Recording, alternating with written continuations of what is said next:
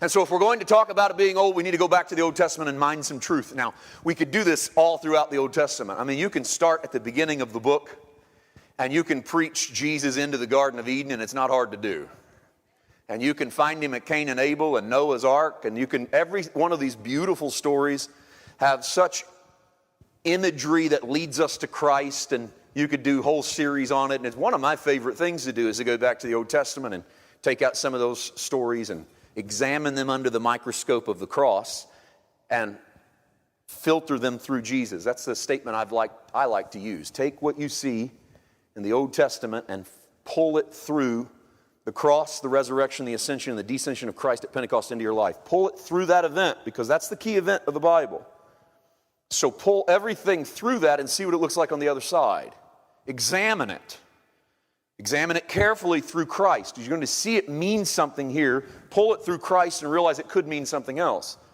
Some people say, well, that's hermeneutical gymnastics. That's a little bit dangerous. Well, you have to be careful and follow the Spirit, but it's not always going to be obvious on the surface what's going on. I mean, Paul takes Galatians 4. This is just a freebie. I didn't mean to throw this in, but Paul takes Galatians 4 and he says Hagar was of Mount Sinai, which is in Arabia. And if you've ever read the story of Hagar, there is no Sinai in Arabia until you get to the middle of Exodus. Hagar's in the middle of Genesis. Sinai's in the middle of Exodus. What in the world gives Paul the right to call Hagar Sinai? She's a whole book away. That's because Paul takes Old Testament stories and pulls them through the cross, the resurrection, the ascension, the descension of the Spirit at Pentecost. And when he gets out the other side, he goes, you know what? I think Hagar's a lot like the law. Well, he came up with that because he mines grace out of the Old Testament. So as you mine grace out of the Old Testament, where are you going to end up? Jesus. And so you're going to get these spiritual comparisons. And so while it does take a little bit of hermeneutical calisthenics, yes, I mean, Paul didn't have the right to do that. I got to think somebody probably called him on it and went, well, I don't know about that. Same way they probably didn't like the fact that the Hebrew was being translated into the Greek, called the Septuagint. That probably got some placards and signs and protest outside of the translation hall. Again, don't honor everyone's opinion, right?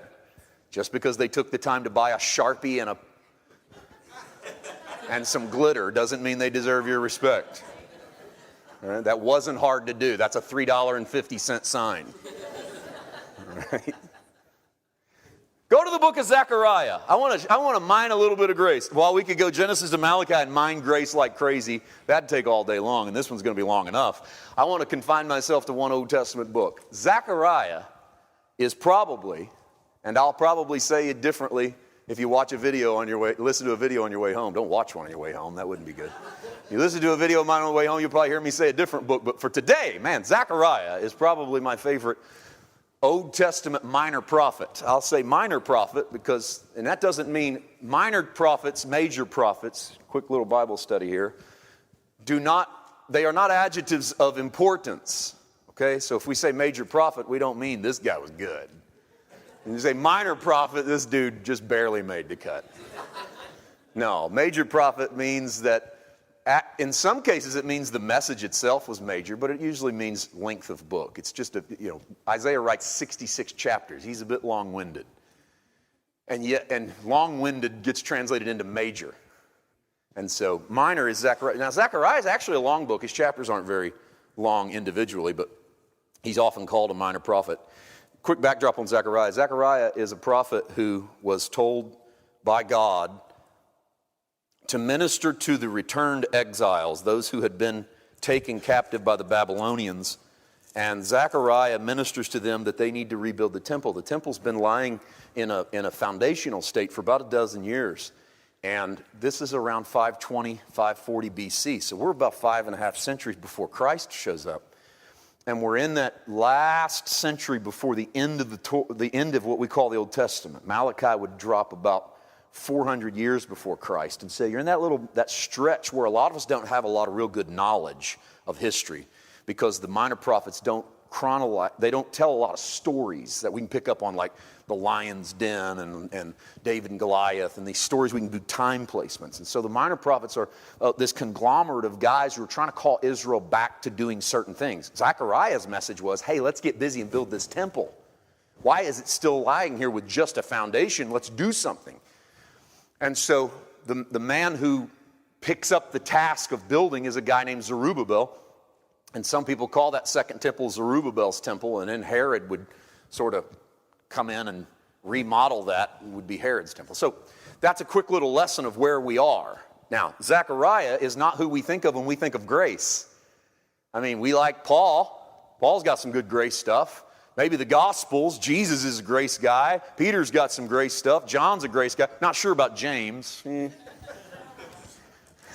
He apparently didn't know how to use the word grace very often. In Revelation, most of us don't even want to touch that with grace. Who knows, right? But grace, not Zechariah. That's not what we see. However, based on our text from 1 Peter, there were prophets full of the Spirit of Christ who were prophesying grace to you. In the middle of an old covenant world, they were prophesying grace to you. And if you go find them, I think there's some amazing things. Zechariah, no way we can do every one of them, and there's no way that we could mine out the truth of even the stories we'll give you. But I want to show you grace stories from Zechariah, chapter 3, verse 1. He showed me Joshua, the high priest, standing before the angel of the Lord, and Satan standing at his right hand to oppose him.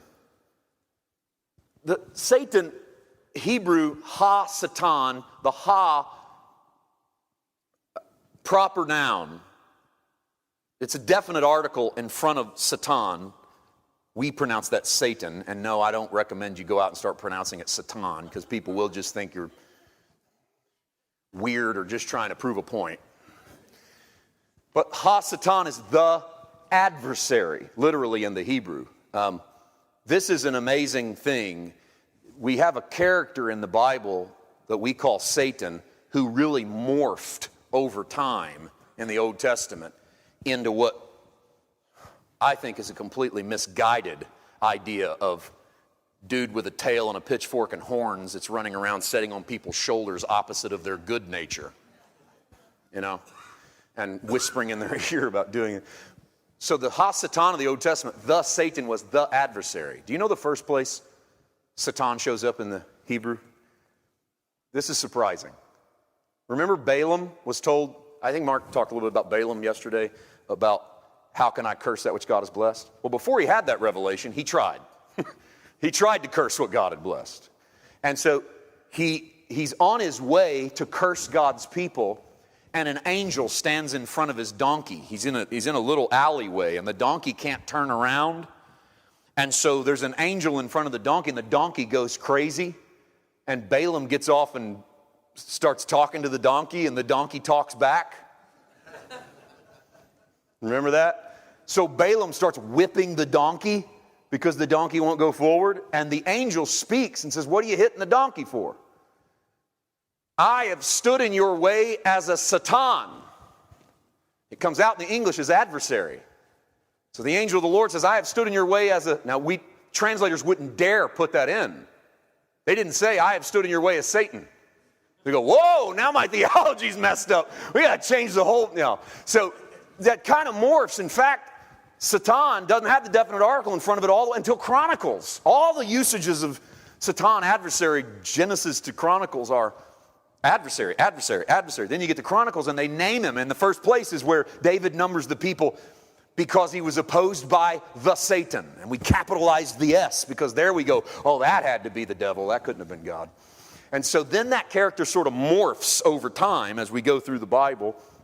And I'll let you do with that what you will. Right? Because I think you're Bible students, or hopefully you at least attribute yourself to being a student of the Bible, and you can look into that. But in the Zechariah story, there's an adversary, the Satan, who stands opposed to Joshua the high priest. And the Lord said to the Satan, the Lord rebuke you, Satan. The Lord who has chosen Jerusalem rebuke you. Is this not a brand plucked from the fire? Now Joshua was clothed with filthy garments and was standing before the angel. And God answered and spoke to those who stood before him, saying, take away the filthy garments from him. And to him he said, see, I have removed your iniquity from you, and I will clothe you with rich robes. Did you notice that God is speaking to the adversary? Peter says, you have an adversary running around seeking whom he may devour. And I think the adversary is not just the character Satan. though that's definitely categorized in the Old Testament and into the New. But the adversary could be anybody who is adverse to you, anybody who is accusatory towards you. So whatever comes against you is an adversary seeking what it may devour. What attention you pay to that voice might give it legs to devour you. What attention you don't pay to that voice might weaken that adversary in devouring you. But Joshua, standing before God, is being accused. And the adversary is mocking his garments that are covered in filth and stain. And God doesn't take him outside and kill a bullock or a lamb and sprinkle its blood on him so that he can be purified under the old covenant. Because what you're finding here is a prophet who has mined out a piece of grace. Because in the new covenant world, your Jesus rebukes the devourer for your sake. Your Jesus speaks against the voice of adversaries and accuser. And what does your Jesus do? Your Jesus transforms your garments. He gives you robes of righteousness. He gives you garments of praise for a spirit of heaviness.